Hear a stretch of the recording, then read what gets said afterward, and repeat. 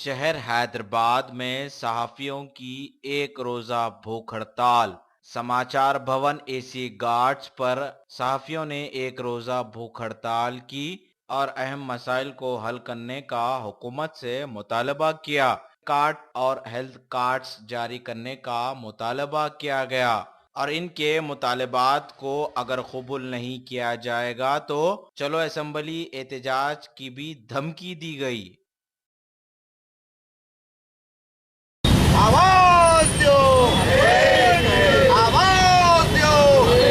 Telangana union of working journalist affiliated IJU की जानिब से पूरे स्टेट में ये कॉल दिया गया है कि जर्नलिस्टों के जो मसाइल हैं बिलखुसूस health card, accreditation card, house site, क्योंकि 18 महीने हो चुके हैं, हुकूमत हमारे से कोई नया वादा नहीं है। ये पिछली जब यूनाइटेड आंध्र प्रदेश थी तब भी हमको ये सहूलतें मिलती थी और हम ये समझ रहे थे कि जब बंगारू तेलंगाना आएगा तो हमें मज़ीद सहूलतें मिलेंगी, बल्कि उल्टा हो रहा है। सैकड़ों जर्नलिस्ट प्रिंट मीडिया के, इलेक्ट्रॉनिक मीडिया के ये बीमारी से मर रहे हैं और हुकूमत की जानिब से कोई हमारे लिए सहूलतें नहीं है। पहले हमारे पास जो मेडिकल इंश्योरेंस था उसको ख़त्म कर दिया गया, उसके पैसे अभी भी सरकार के पास रखे हुए हैं, हमको सहूलतें नहीं दी गई।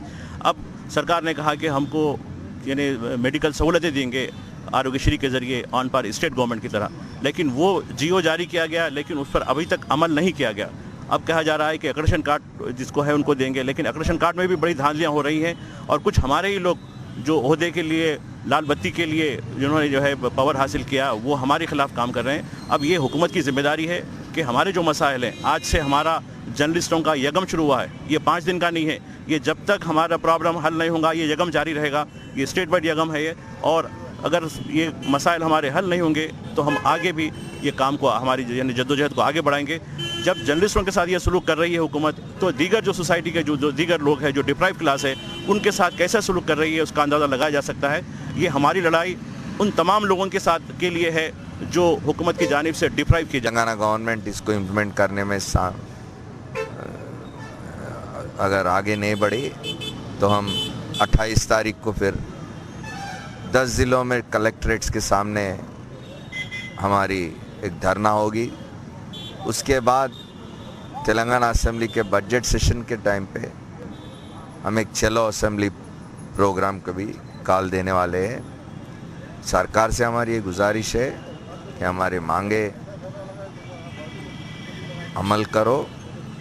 ये कोई नई मांगे नहीं है, कोई नया खजाने पे कोई खजाने का कोई नया खर्च होने वाला नहीं है। सो हम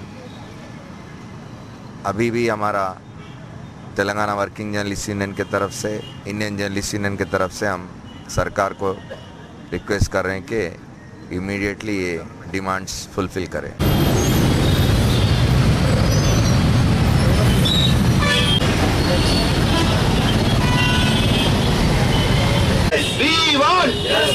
పోరాడదాం జర్నలిస్టుల సమస్యల పరిష్కారం కోసం।